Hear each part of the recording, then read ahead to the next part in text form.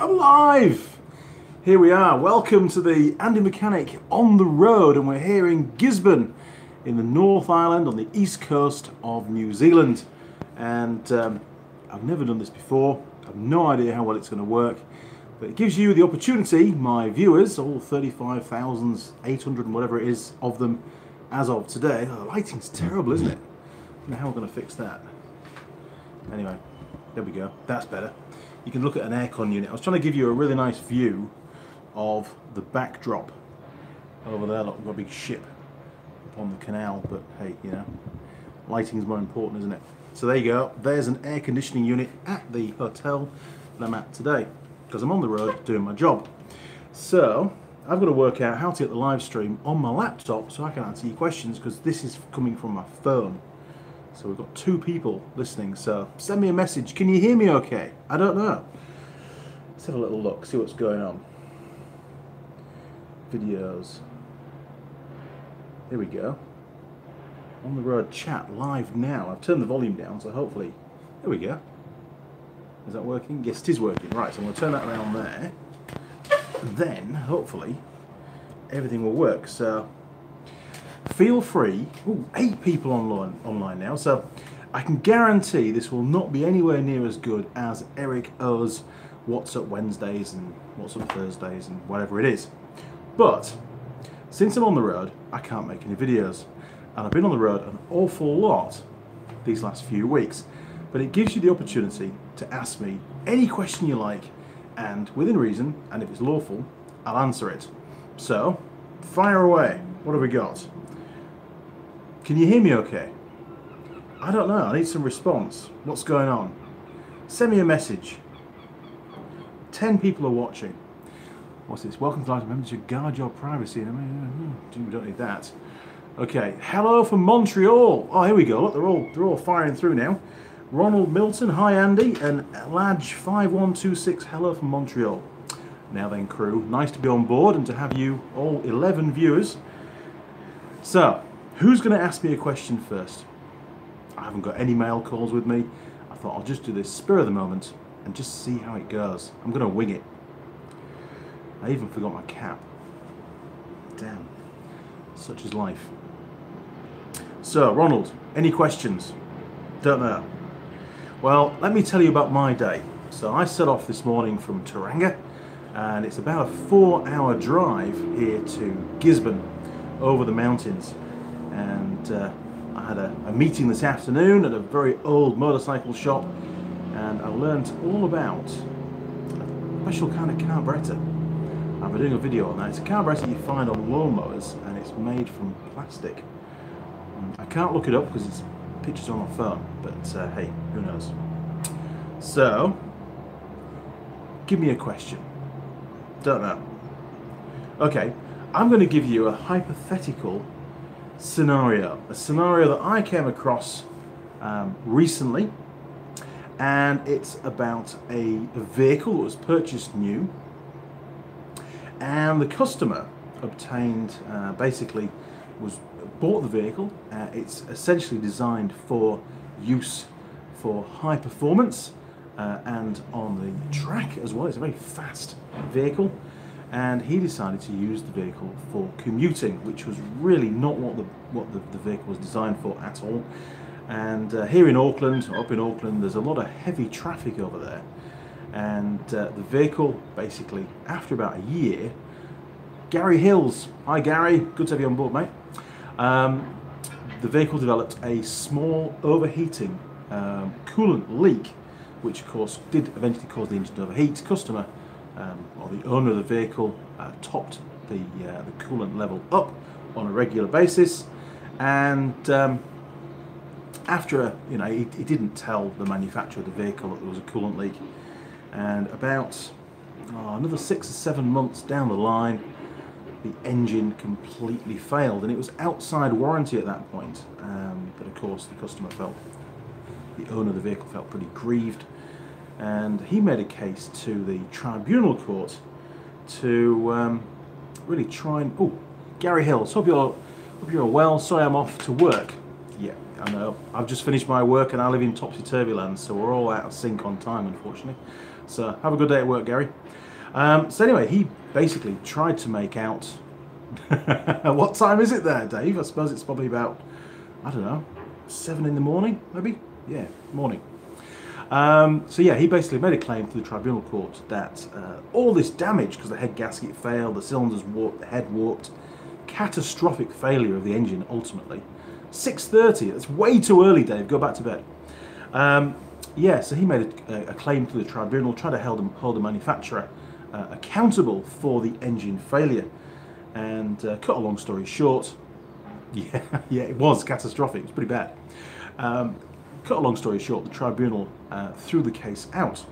And the reason why they threw the case out is because the customer didn't make the manufacturer or its agent, dealership, aware, sorry mate, sorry Dave, aware of the coolant leak, and of course allowed the engine to overheat, cycle many times. The CIA, oh no, am I in trouble? Now then, California. Yes, so basically they threw it out because the customer hadn't made the manufacturer aware of that initial coolant leak, and it continued to use the bike and allowed the engine to demise because of it.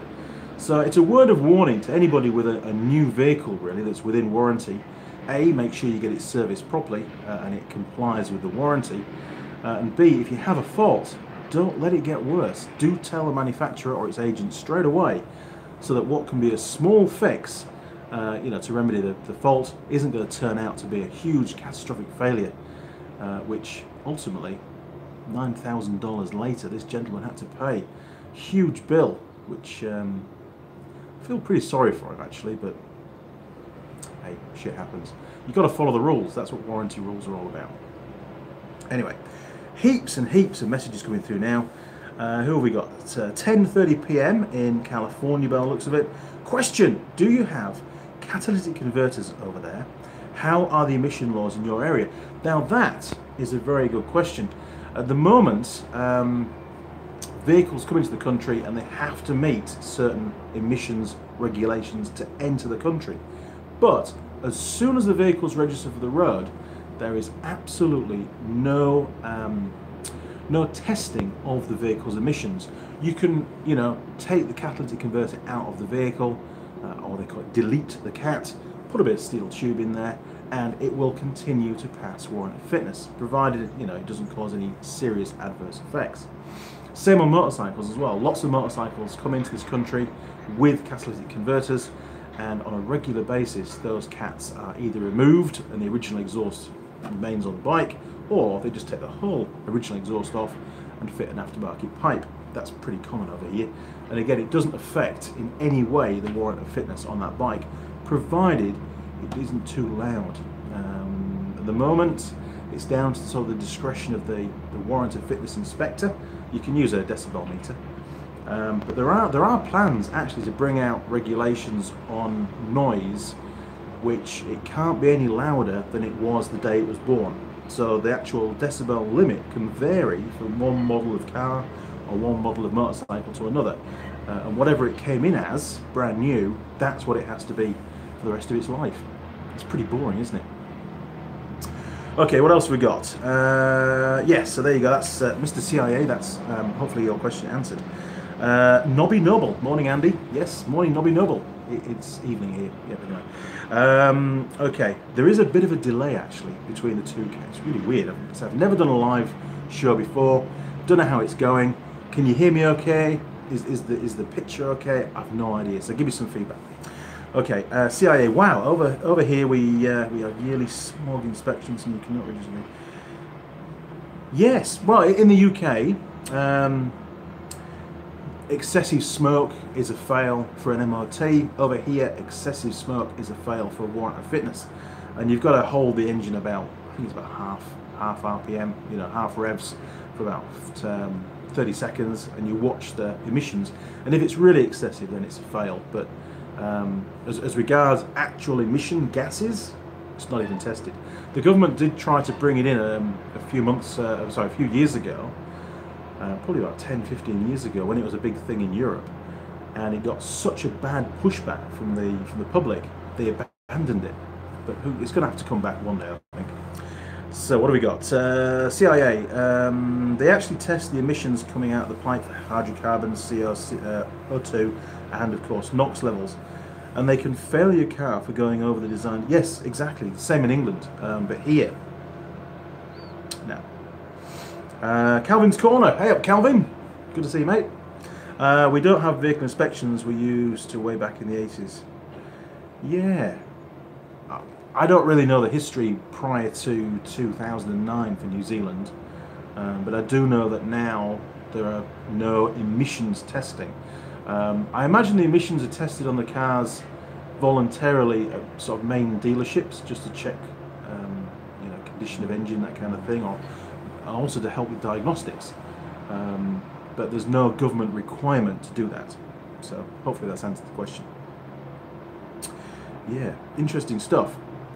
So tomorrow, just filling in the gaps while we get some more questions through, tomorrow I'm going to be heading down to Napier.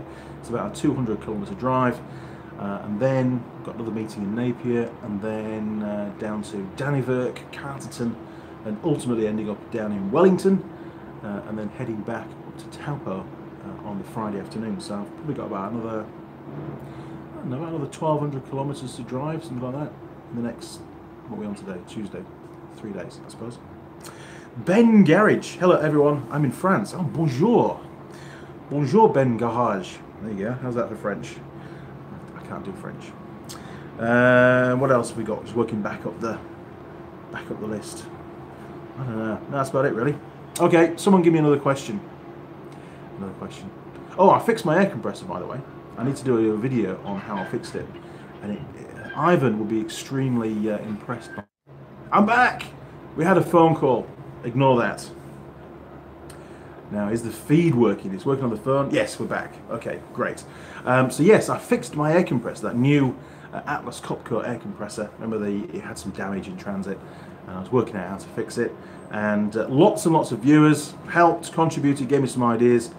You're gonna do Tool Girls mud wrestling match, lol. No, the wife would kill me, but yes, I'd love that to happen, but it's probably not going to happen for a while yet. I need to get things sorted out first.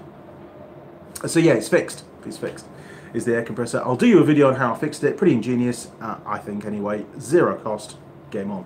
Right, so CIA. Wow, over here we have yearly smog inspections. What's that say there? And you cannot register the vehicle to be road legal if any emission components are damaged, tampered, removed or not. Man, that's just harsh, isn't it? I mean, they're pretty rough over here on rust or corrosion. Any kind of visible rust on the body of a car and it's a warrant fail. They're really, really keen, to the point where it's just ridiculous, to be perfectly honest. Anthony Young, they say they would not like my vehicles over there. Mine has performance exhaust on them. Yes, well, my KTM has, and my some of my other bikes. You know, we always play around with the exhaust, and I think my Nissan Patrol's got a whole homemade exhaust on it that I did years and years ago, which is still going. What else have we got? Mr. CIA, the CIA now. There is a loophole for emissions testing over here in California. Any vehicle produced in 1975 and older is automatically smog testing exempt. I have heard that.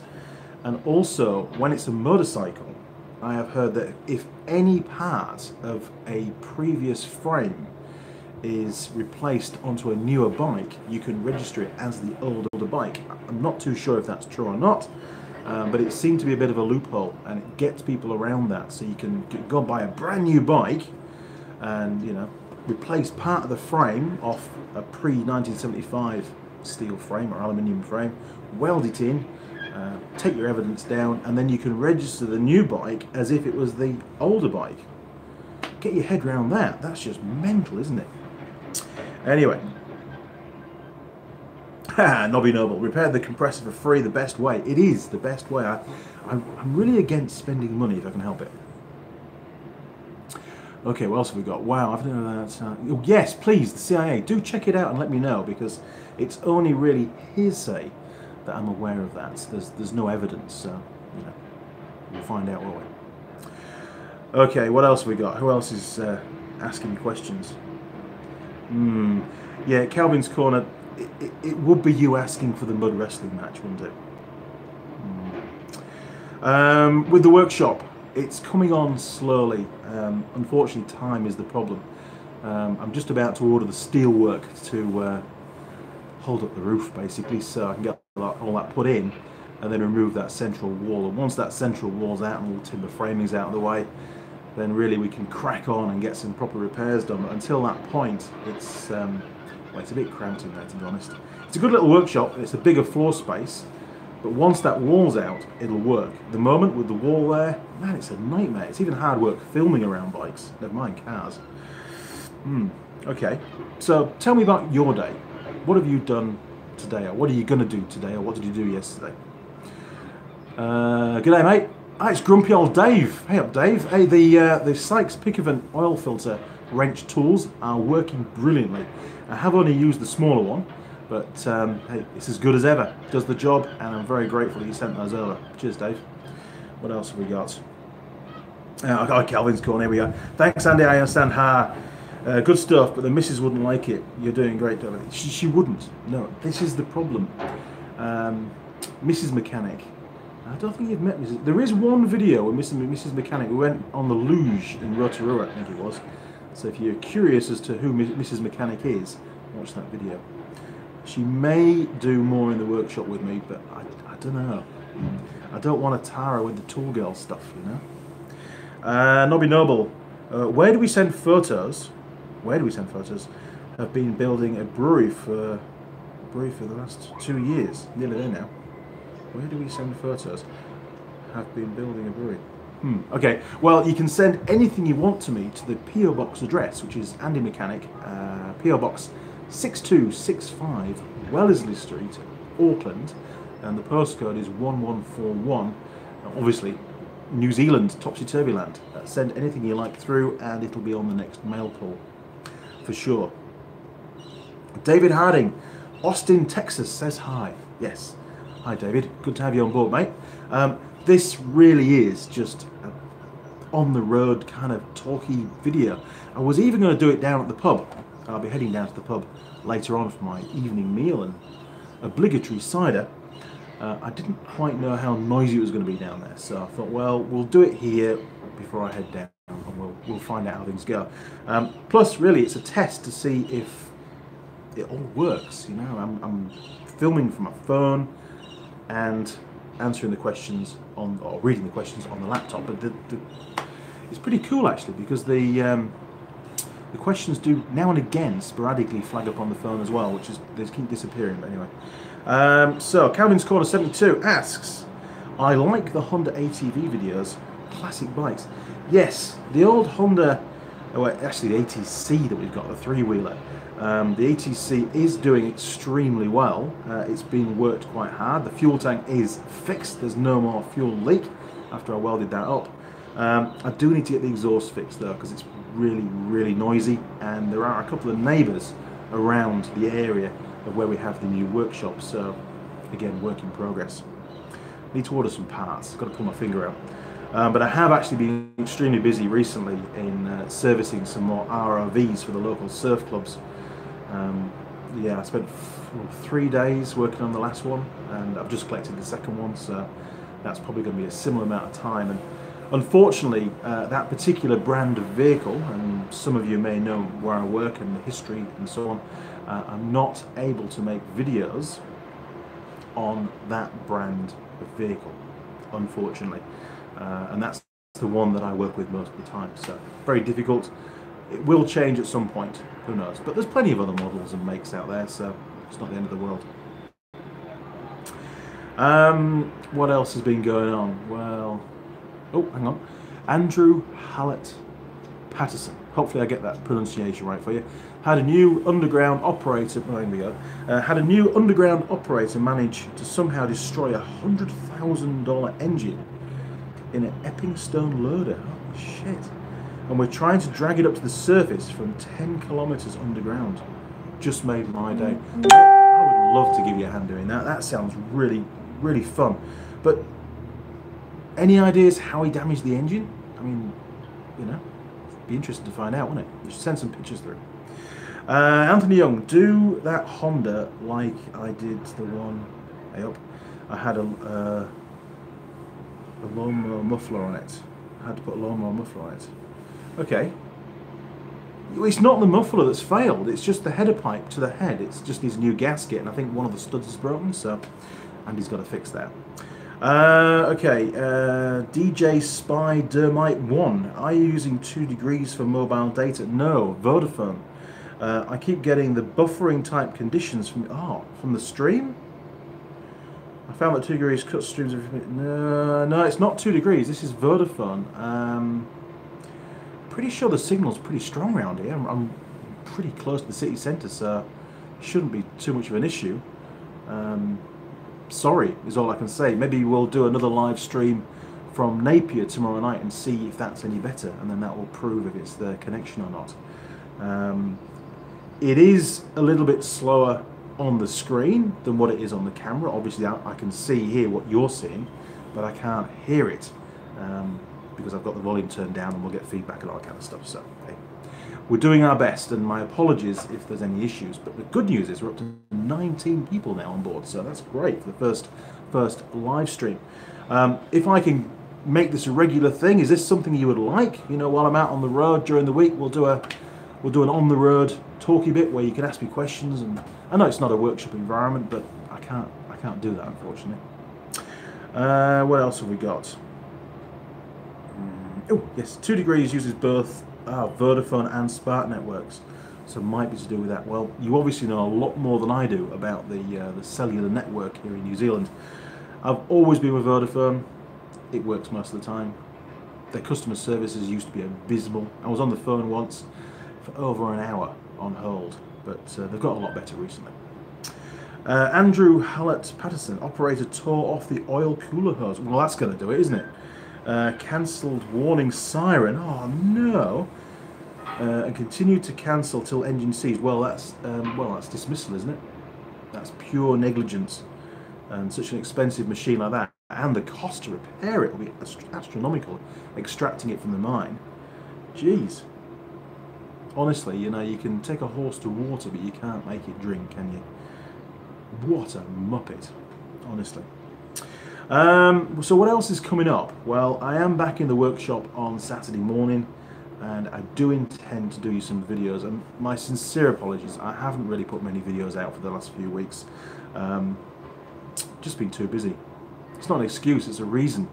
Making a video, hey, it's got to have decent content, you know, it's got to be something that's real. I've very rarely, if ever, done a setup video, you know, one that's just set up. It's not a real fix, other than the how-to videos, you know, how to use a hacksaw and, you know, all the basic stuff that I did right at the start of making the channel, which some people do find very helpful. I mean, one of those videos was how to wire up a 4-pin relay. I thought it was really simple. Turns out it's one of those most popular videos I've ever done. Bizarre, isn't it? Okay, Dave Cooper, more live chats would be most enjoyable. Really? Well, I need the feedback. So Dave's put his hand up and said, yes, let's do this more often.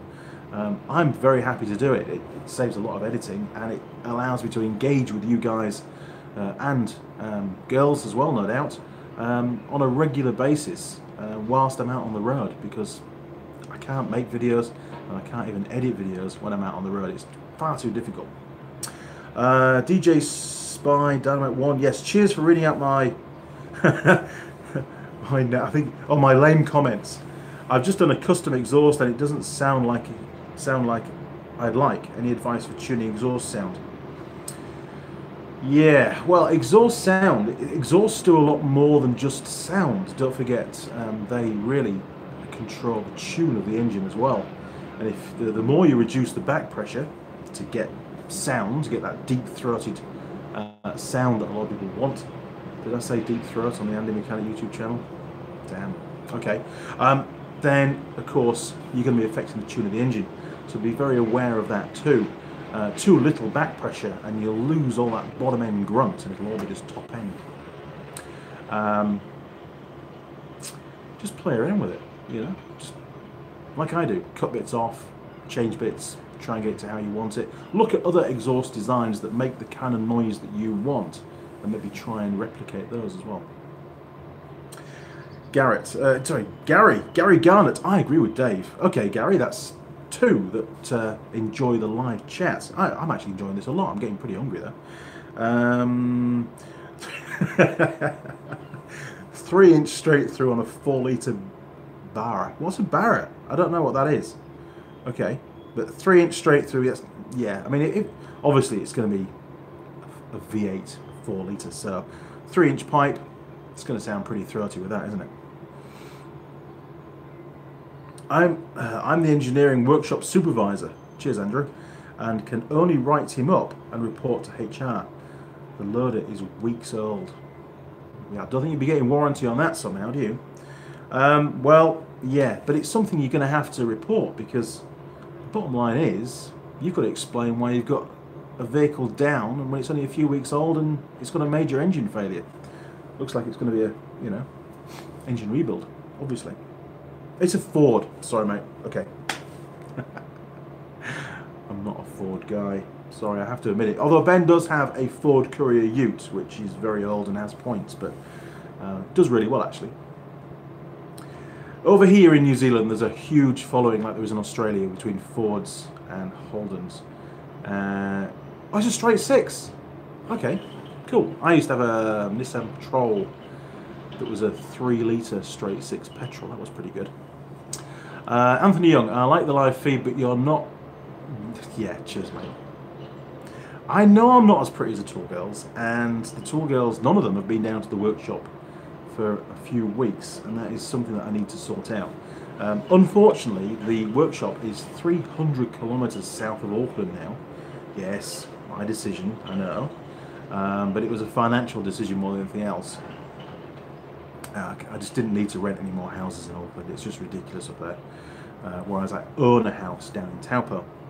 The problem being that getting the Tool Girls logistically down to the new workshop is an issue. So I'm looking at the opportunity of doing some on-site workshop filming, and maybe, here's a spoiler alert for you, the plan is to do a Tool Girl tour and visit different workshops around Auckland and explore them and see what they're all about, and meet some of the mechanics and some of the service managers. Now obviously I've got a lot of contacts in the industry, so that could pan out pretty well. Also, some sort of quick tips and quick fixes down at the pub with a Tool Girl. So maybe over a couple of ciders we can explain, how an alternator works, or how the internals of a relay work, or various faults, or how to use a particular tool or something. I don't really know. It's all work in progress, and any suggestions that you can give me are much appreciated. Now, what have we got here? Anthony Young, I like the life. Yeah, I know. Gary Garnett, fix or repair daily as a Ford. Yeah, I mean, they're pretty cheap to run, aren't they? Apart from, I suppose some are pretty heavy on fuel, the old V8s, but easy enough to fix. I have done some videos on fixing Fords. I think one was a water pump I did a couple of years ago, and it wasn't hard. Pretty easy job, actually.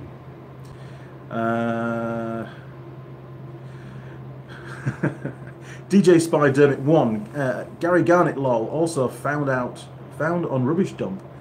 It's my second Ford in close to 30 years. My first car was a Ford and the rest have been Jap. Yeah, I have to admit, I am very much a fan of the 80s and 90s Japanese cars, not, and the current ones. And motorcycles as well. One bike, talking of getting vehicles off rubbish dumps, when I was at college, and I would have been about 18 years old, I found, we'll get rid of that, I found a Honda CM200 Twin. As I was riding down the road, I saw it in somebody's garden. It had a rose bush growing out from underneath the fuel tank. So I promptly stopped and went back and knocked on the door, had a chat with the owner, and extracted that bike from him for the sum of £80, I believe it was, of my hard-earned money. Got the bike home, cleaned the carb out, drained the float bowl, put some fresh fuel in the tank, jumper battery on there, and the bike actually started straight up. Yes, of course, I checked for engine oil, it had oil in it, and it started. And within a couple of days, the bike was legal and on the road, and I used that bike for 2 years to ride to and from college. And I actually kept ownership of that bike up until when I left England at the end of 2008. So it was a good little bike. Lots of people have ridden it. Hey, Mako 490, welcome, matey. Good to have you on board, mate. So yeah, a little Honda CM200 twin, great fun. Blew the engine up 3 times, replaced the heads, barrels, pistons. I think it had a new starter motor. I actually had a couple of. They normally have a single carb. They're only a twin cylinder parallel layout, and I actually ended up with a setup. I think it was a CB200. Had the 2 carbs. It was more like a racy style rather than custom style. But I never got around to fitting those carburetors. They're still in an ammo box at the old farm I used to live at back in England, probably, or they've been thrown out. I don't know. Anyway, what else have we got going on? Saint Bernard. Oh, Prolapse Stagners. Very nice, mate. Hello from Gisborne, New Zealand.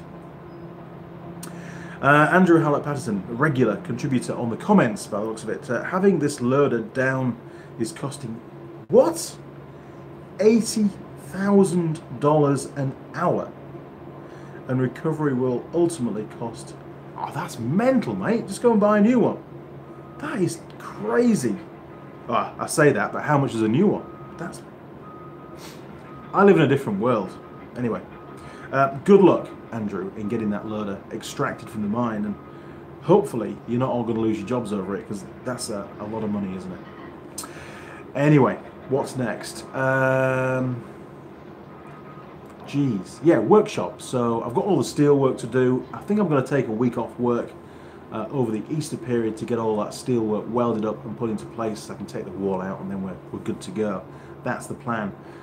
There is also some more lighting to go up in the left-hand garage. It's all very basic at the moment down that side, so I've got to get some LED lights, not the fluorescent lights, but we're going to go for the LED and see how they work to reduce the camera flicker. Again, you know, pointers given by viewers. I'm not a lighting expert, although it did seem to work pretty well in the last workshop. We had some pretty good lighting in there.